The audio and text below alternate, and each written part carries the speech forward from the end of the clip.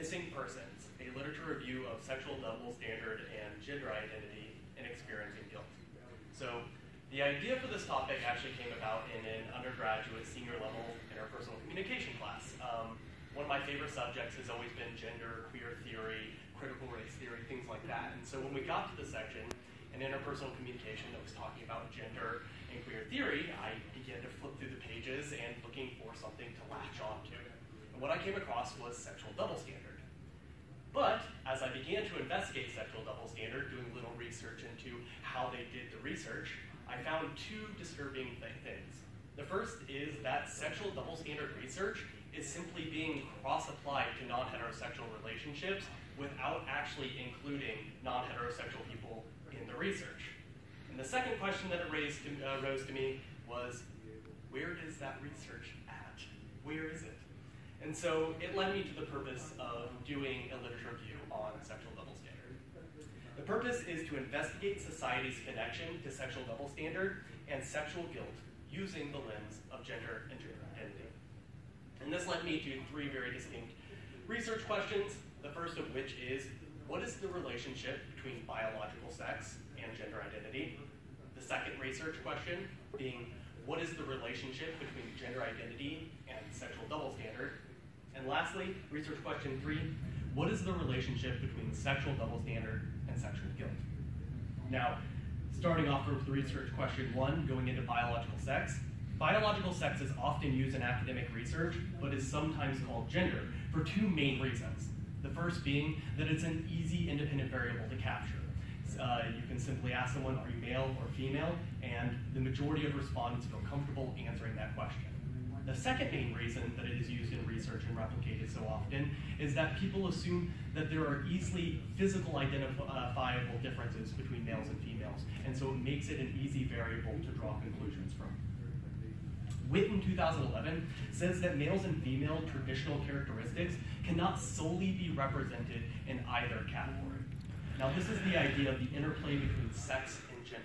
The idea that my expression of how I'm viewed by society then matches my biological sex. If this is confusing, understand this very simple example.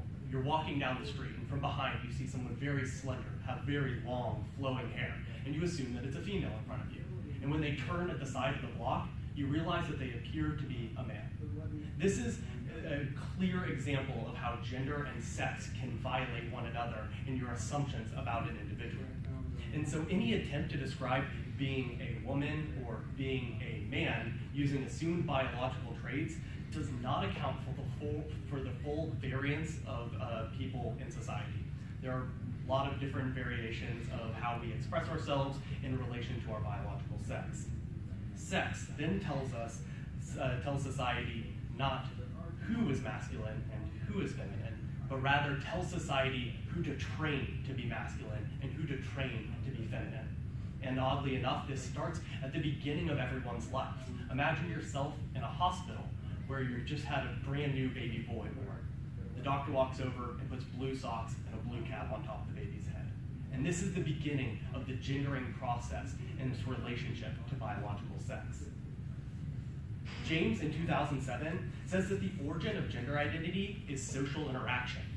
Individuals are grouped by sex, but develop cohesion in a learned narrative of norms through society, which means even though we are grouped by our biological sex, it's the resulting society that creates meaning out of those social groupings, which means sex and gender may interact with one another, but are not capable of representing one another, especially in academic research.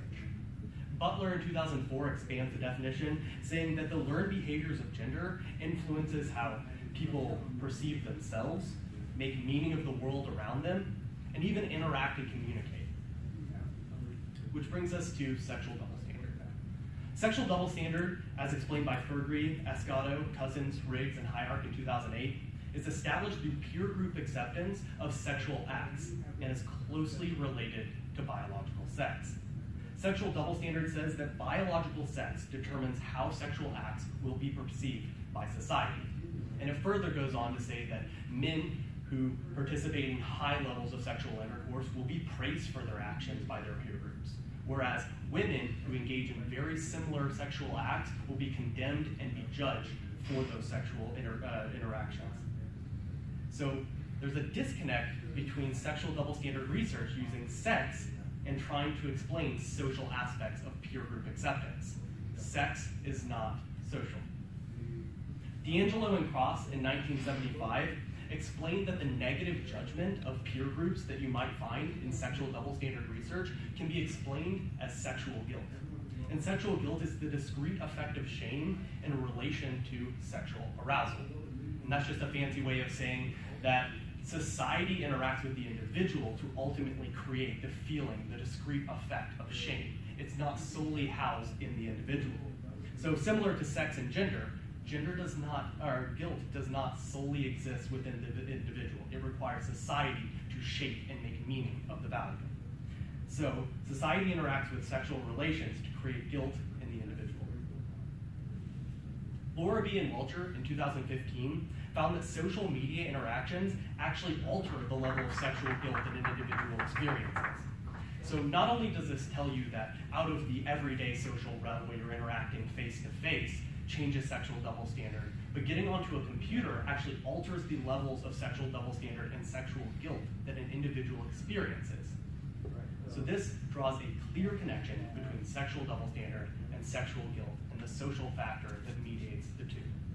Ferguson and Ashbaker further the idea that the social interacts with sexual guilt and sexual double standard, saying that they introduced that unwanted gender schematization causes shame, guilt, and anger. The idea that a man must be manly or that a female must be feminine is challenged by transgender individuals and homosexual relationships in which both people can be masculine or both can be feminine, regardless of their biological sex. And so, including gender identity in this review of literature is an attempt to represent all variations of individuals, but also to challenge the traditional narrative that biological sex is, 1, capable of predicting sex-linked characteristics, and 2, challenge heterodominated narratives perpetuated by concepts like sexual double standard. And it raises many questions. How would 2 men or 2 women be perceived if engaging in high amounts of sexual relations? Unfortunately, sexual double standard is not capable of answering that question. And interpersonal research is not including gender and is excluding individuals because of it. An American Journal of Public Health article in 2011 found that the total number of studies on LGBT individuals between 1989 and 2011 represents 0.1% of all research done between those years. And of that 1%, 70% is done on HIV and AIDS, 30% on illicit drug and drug use, 23% on mental health, and only 16% on all other sexual matters. Unfortunately, that does not include sexual double standard. Sexual double standard relies on biological sex to represent all individuals and predict peer group acceptance without acknowledging society's role, which is probably the largest factor in determining how peers view one another, especially in conjunction with identity. Fergie et al. In 2008 expands sexual double standard by introducing the idea of race into the calculus. And race is a social factor. And what it found is that people of different races experience and peer group acceptance differently than those of another race. And this is the first introduction of an idea of a social process being a mediator with the independent variable of sex. This is further established by Krieger and staff in 2009 that introduced socioeconomics to the calculus of sexual double standard. And what they found is that people of low socioeconomic statuses are less likely to judge women who participate in high levels of sexual acts. While this doesn't account for the discrepancy and levels the playing field a little bit, they still praise men for their same sexual acts. But again, it shows a clear distinction in the fact that a social variable can alter the way that the peer groups view people who engage in sexual acts. Sexual exposure, interestingly enough, also decreases the amount of judgment that one might feel. If an individual partakes in high levels of sexual acts and encounters another person who is encountering or participating in high levels of sexual acts, they are less likely to pass judgment onto that individual. All of this is to say that sex is not social, gender is. And so when doing research down the lines of peer group and identity, gender is better to explain peer group acceptance and interactions of society. This leads me to the idea of where future research should go. The first idea here is that to apply the literature to a research project, which I've actually begun. The research project is quantitative in nature, and it creates a sexual complexity scale and compares it to levels of sexual guilt using Mosher's force guilt inventory. The second idea for future research is to create a scale to measure identity, and this is beyond gender identity. And I've also begun to do that. The categories are sex, sexual orientation, gender, and personal identity. But the idea here is to make the list of it as expansive as possible to capture all sexual minority individuals. Bisexual and gay individuals represent roughly 3.7% of the population, but another 3.5% of the population choose other in sexual orientation, meaning nearly half of sexual minority individuals are not being captured by measurements. So I include terms in sexual orientation like gynesexual, scoliosexual, androsexual, to make the list as expansive as possible to capture all individuals. The third idea here in future literature, future research, is to develop some kind of hierarchy of sexual complexity.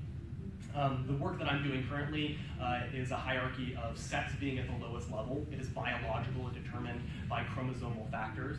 The next would then be sexual orientation that still has to do with biological factors, but can be influenced by the social.